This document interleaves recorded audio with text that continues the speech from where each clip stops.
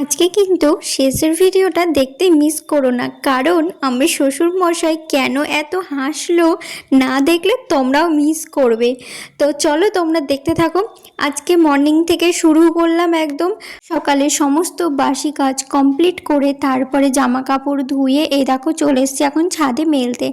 তো মেলা কমপ্লিট হয়ে যাওয়ার পর তারপর তো চলে যাব নিচে। আর আজকে না আমি কিন্তু একদম ফ্রেশ হয়ে গেছি একদম, কিন্তু হ্যাঁ লাস্টে যেভাবে আমি ব্রাশ করি সেটাই করা হয়নি, নিচে গিয়ে একদম ব্রাশটা করব।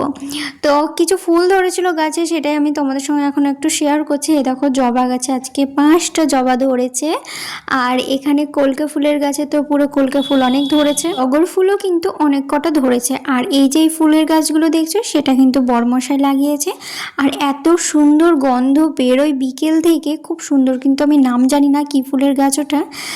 তোমরা সবাই কেমন আছো? আশা করি খুব ভালো আছো, আমিও ভালো আছি গো।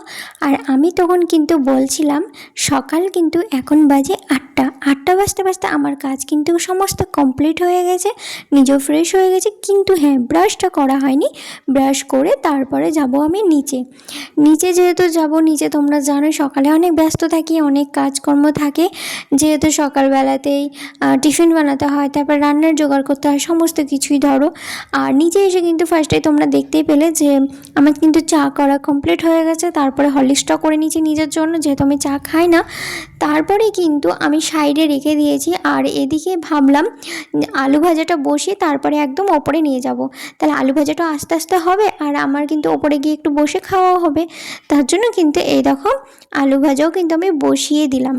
জানো তো আজকে না ভিডিওটা দিতে অনেকটাই লেট করে ফেললাম, অনেক বলতে অনেকটা, যেহেতু 6টার সময় আমি ভিডিও পোস্ট করি, আর আজকে তো বাজে 8:30 বেজে গেছে। তো আমি এখন ভিডিও এডিটিং করছি, আমার না ভুলের জন্য এই এত লেট হয়ে গেল, শুধু একটু ভুলের জন্য। কি বলো তো, দুপুরে যখন খাওয়া দাওয়া করে উপরে আসি, তারপরে আমি ভাবলাম 1 ঘন্টার মতো একটু রেস্ট নিই নি, তারপরে আমি মানে ভিডিও তার এডিটিং করব, তারপরে যা কাজ আছে ফোনে, তারপরে ফোনে একটু সময় দেবো, সে কাজগুলো কমপ্লিট করব।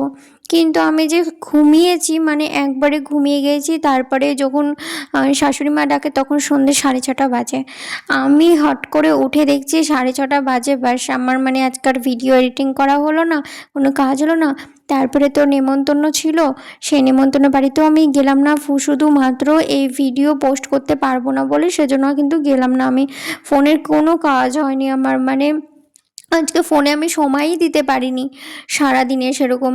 আর আমি না আসলে হয়তো বুঝতেই পারতাম না, শরীরটা আমার এতটাই ক্লান্ত যে আমি শুয়েছি কি একটু মানে ঘুমিয়ে পড়েছি। ঘুম থেকে উঠেই দেখি 6:30 বেজে গেছে। না ডাকলে হয়তো আমি তখনও মনে হয় ঘুমাতাম, না ডাকলে বুঝতেই পারতাম না। মানুষের যখন শরীর খুব ক্লান্ত থাকে তখনই কিন্তু মানুষ হয় কি একটু ঘুমিয়ে পড়ে। আমার সঙ্গে কিন্তু সেম একই জিনিসটাই হয়েছে, খুব ক্লান্ত ছিলাম সেই জন্যই ঘুমিয়ে পড়েছি।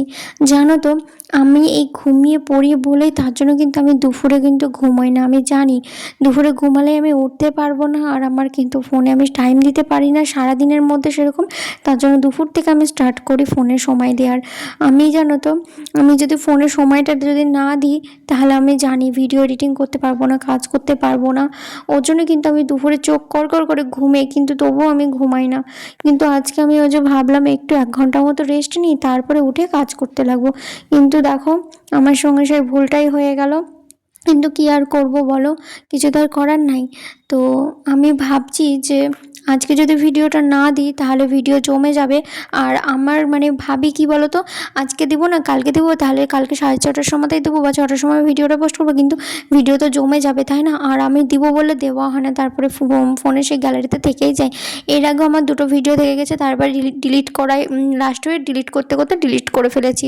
এত খাটনি এত পরিশ্রম করেও তারপর আমার সঙ্গে এরকম হয়ে গেছে। তার জন্য আমি কী বলো তো, আমি রাত্রির হচ্ছে ঠিকই, কিন্তু আমি ভিডিওটা তবুও পোস্ট করব। আমি আমি মানে ওর জন্য একটু ধরো লেট হয়ে গেছে ঠিকই, কিন্তু ওর জন্য এখন আমি ভিডিও এডিটিং করে এখন আমি ভেবেছি ভিডিওটা পোস্ট করে দেবো।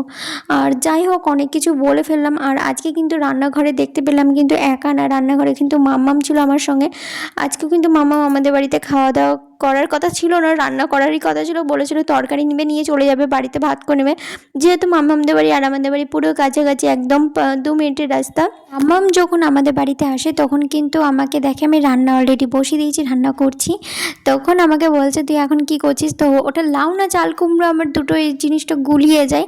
তো যাই হোক, ওইটা আমি রান্না করতে বসিয়েছিলাম। তো বললো কি যে থাক আমি করে নিচ্ছি। আমি না প্রেশার কুকারে বসিয়েছিলাম, তাড়াতাড়ি সিদ্ধ হয়ে যাবে। তো বললো প্রেশার কুকারে বসে না জলটা তো ফেলে দিলে তার একটা স্বাদ থাকে, সেই স্বাদটা পাওয়া যাবে না। তার জন্য কিন্তু আবার প্রেশার কুকার থেকে নামিয়ে দিলাম। তারপরে মাম্মামি লাস্টে রান্নাটা করতে লাগলো।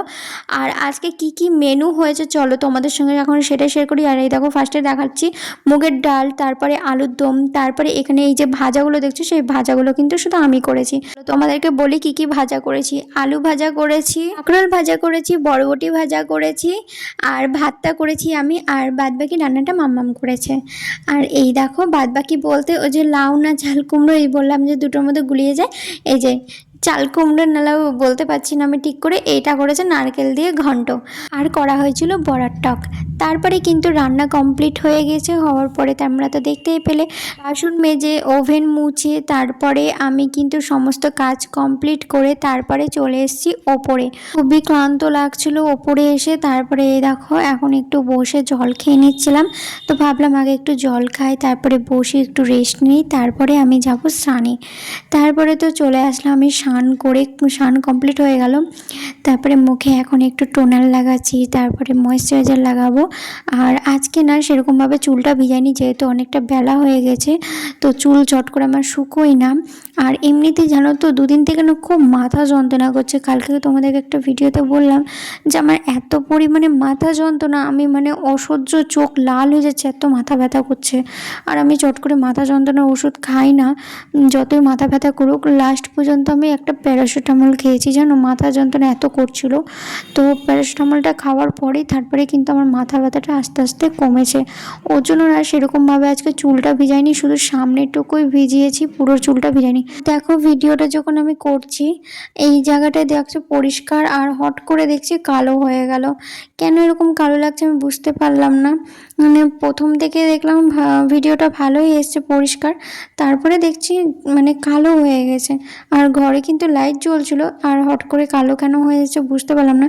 আর আমি কিন্তু ক্যামেরাটা সেট করেছি আয়নার সামনে। তারপরে তো আমি নিচে চলে গেলাম, নিচে গিয়ে দেখো মাম্মা আর আমি দুজনে মিলে খেতে দিয়ে দিলাম। আর বাবার রিয়াকশনটা এবার দেখতে থাকো তোমরা।